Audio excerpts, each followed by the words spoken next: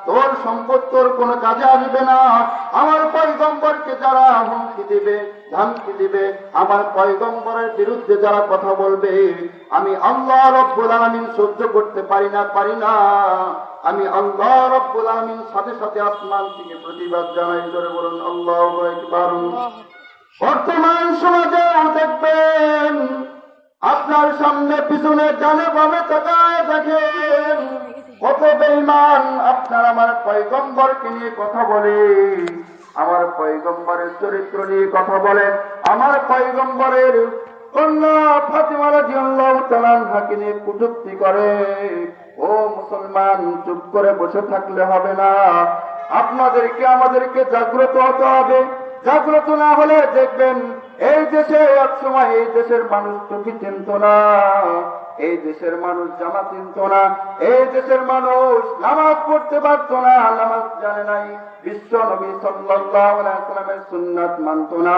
কিন্তু এই দেশে হক্কানি উলামায়ে ইকরাম এসে পীর আউলিয়ারা এসে এই দেশের মানুষকে কালিমার দাওয়াত দিয়ে কালিমা গ্রহণ করাইয়াছেন, মুসলমান বানাইয়াছেন।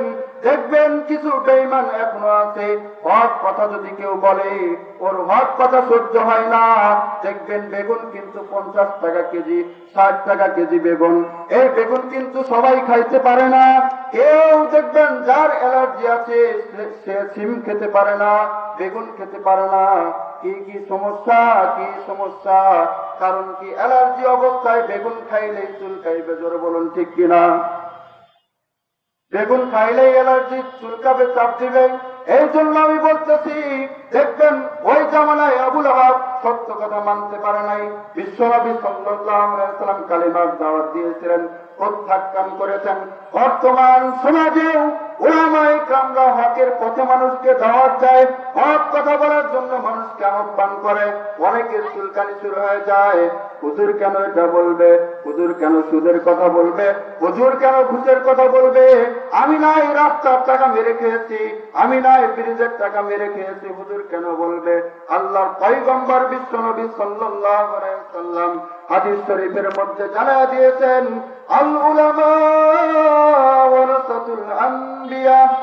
আল্লাহর পয়গম্বর বলতেছেন, আমি নবী একদিন থাকবো না, সেই জামানায় যে উলামায়ে কেরাম থাকবে, এই হক্কানি উলামায়ে কেরামদের ফলো করে যারা চলবে, আমি পয়গম্বরকে ফলো করা হয়ে যাবে। জোরে বলুন সুবহানাল্লাহ।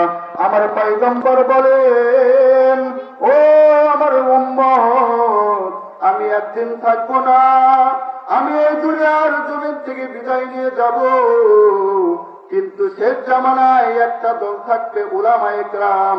এই উলামায়ে কেরামের হাতের সঙ্গে যদি হাত লাগাইতে পারো, মনে করবা আমি নবীর হাতের সঙ্গে হাত লাগাইছি। জোরে বলুন সুবহানাল্লাহ। আমি নবীর হাতের সঙ্গে যদি হাত লাগাও, তাহলে পয়গম্বরের হাতের সঙ্গে হাত লাগানো হয়ে যাবে।